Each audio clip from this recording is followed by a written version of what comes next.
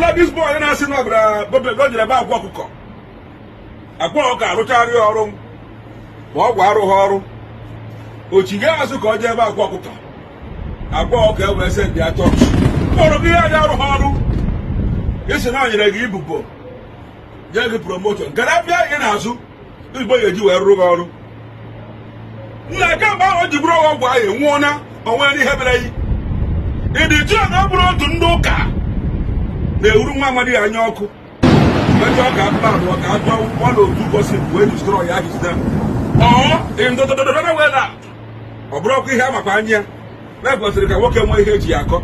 Na ọ bụrụ na nwoke nwere ihe eji ya akọ, ị ma na nwoke abụ akara ogene nwere ya ma onye ọ bụ. Ụzọ ya na-abụ aka mma na-eme ihe a. Anyị na ndị ụka sendịrị gị ma ọ bụ na ihe mere ihe abụ ka o nwee ihe e kwuru mana ihe ọ bụla ọ bụrụ ndị kwuo nwanna go and sit down. Maka na ọ bụrụ na ejire chọọchị ndị pastọ anara gị ego mere gị ekpere mere fast na prayer mesịa ma ọ nwee ihe efụrụ ihe a bịasịa refọndụ ọgụ ego amụrụ nwere mgbe Akwa Okuko ji ekwu ọ bụrụ na ọ gbọrọ ebe ọgwụ na ọ mgbe ya bụ oruo ma ọ bụrụ na ọgwụ arụghị ọrụ nke bịa ka o were ego gị onye na-ekwu okwu abụ mmụnwa abụ eke gị jiri ekwu ya nwoke na mkpọrọ ọgwụ ma ọ karịa fọrọ ezi ma ọ bụrụ na ọgwụ arụ ọrụ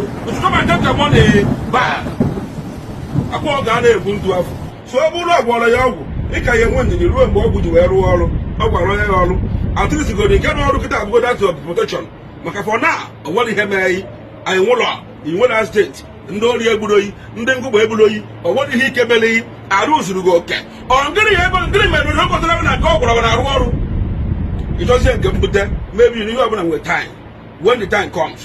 efu ya na ka onye si arụ abụrụ ka ibi ya si arụ so tiri nwayọ bụ ndị broadcast before i post ihe nwere ka ọ dị n'ọkụ buru ụzọ kpọọ onye ahụ ọ gaghị eke hit you must be so mmadụ niile na-ekwukwu okwu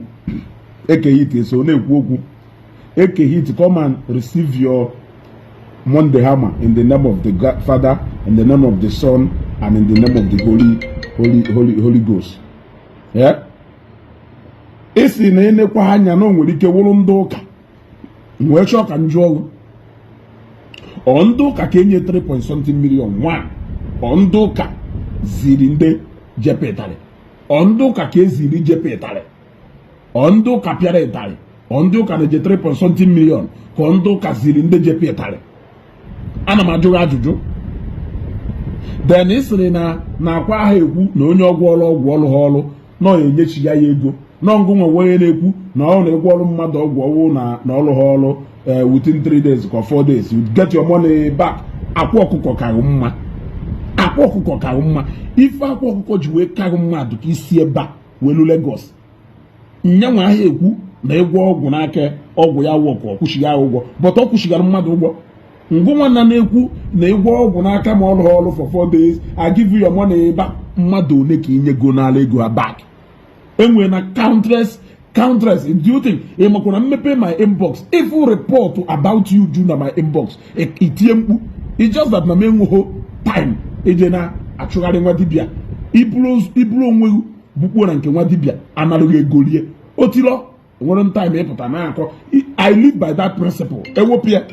I have more than 10, 12 to 14 of your report na my inbox. Into a lot of people si wee gwa m ha si wee nwekwa your report na their inbox. Yes, ndị ọlụ ha wọkụ ha na-achụgharị ikinye ha ego ụfọdụ na-eburu threatening wee bịa na-eburu threat wee bịa ndị nke kọrọrọ out na Facebook mmadụ one n'ime ha ka ịkwụrụ ụgwọ mmadụ one n'ime ha that ka ị give their money back ilegha na zare don't worry iko eju one day agwagwụ m na ọkwefu 2x2 a ndị mmadụ ya eji wee pịazụ ofu native doctor isi one day na east ụbụrụ na-ewe bata ọwụ na-agwọ ọrụ ọgwụ ichele oge chukwu kedu ife onye agwọ ọgwụ na-echele oge chukwu onye bịara ka agwọ ọrụ ya ọgwụ because na ọ chọghị ichele oge chukwu o wee bịazie ka o kotuo ife ahụ from elu ọ na ị nwere idea are you confirming to us na ọwa ya okwu mgbe egwu ndị mmadụ agwọ ọrụ ọgwụ ichele oge chukwu why would onye agwọ ọrụ ọgwụ wait the person bịa ka ịgwọ ọrụ ya ọgwụ because he doesn't want to wait. It's more like onye bịara ịgwọ ọgwụ odeshi. Why can't you tell that person ọnụ ka a na-agba egbe nya gbafere ọnya si from ebe a na-agba egbe pụọ ọnya enwekwuna ka ọ bịa around ebe a na-agba egbe onya avoid if ọ na nwere something to do with igbe egbe ife o ji wee bịa ụnụ recognize the fact that na egbe na-egbu mmadụ egbu and ọ chọrọ ọ ma na ife ọ na-emewu ife ya wara ntị ya ada nọ n'ihu ebe a na-agba egbe steji o wee bịa ka ịgwọ ọrụ ya ọgwụ ihe eme ka mgbọ ghara ịtụwe so kedu ife ị na-agwara onye bịara ka ịgwọ ọrụ ya ọgwụ good luck onye bịa ka ịgwọ ọrụ ya ọgwụ ibobo n'ụlọ onye ji echelu na oge chi eluo ọgwụ agwọrọ ya alụ ọrụ kedu ife ọ ya eji wee chelu ka oge chi eluo ọnya ka o ji wee bịa ịgwọ ọgwụ a ọkwanye ka o ji wee nye all that amount iji wee gwọ ọgwụ oge ọ na ndị ụka pịara ịtarị gwa m na ọ na St. Peter ọba ka ọ na St. Philip ọba ka a nọ wee pịa onye ahụ ịtarị ana m ajụ gị ajụjụ ekeghị iti ikowu ya ejuwo ndị ọ na ngwa ọrụ mmadụ ọgwụ arụsị aga ọrụ chukwu nkata ọgwụ ọ na ngwa ọrụ mmadụ ọgwụ after 3 days ọ na ọrụ I give you your money back countless of ndị niile gwọgoro ọgwụ ha alụghị ọrụ mmadụ ole ka inyegoro ego ha back akwa akaghị mma ị na-asị na ngụ kwurie but it is Akwa who has lived up to that thing ị na-ekwu ya eme you should learn from him he has done something you should emulate from him ọ format go ngwa ọrụ ọgwụ ọhụụ na ọ gaghị I give you your money back one kobo nene refundable mmadụ yet almost ife niile gwọrọ ọgwụ nwe nke ọgwụ ha na ọgwụ ha lụrụ ọrụ don't worry one day ikoghị eju I want to see you ka ị chaụtụọ etu isi were achaụtụ kịta one day very dark man will pick your case he is not my favorite person but for so many of you na-celebrate ụfọdụ ikpe ndị ọzọ na-ekpe one day it will turn to your case it will turn to your table we want to see how you are going to resist it since ma ndị glorify shanarịa not now the alpha and omega that day I will see what you are going to do gụwa na-ekwu were chelu ịmụọ na complain gbasara uju na inbox ndị mmadụ ịchọ ka akpọrọ gị afa don't worry one day ikowu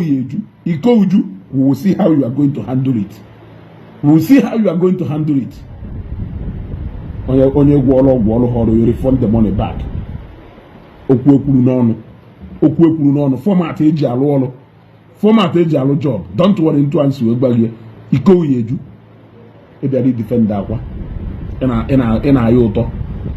na-ayọ ụtọ echi na-eketa gotobo iburu moto bata n'ime ije mụrụ kwuo ọrụ maka ị ga na-amụ amụ you are still an apprentice don't worry with the way you are going and the way you are behaving 2 by 2 is inevitable ka m hapụ ya ebe a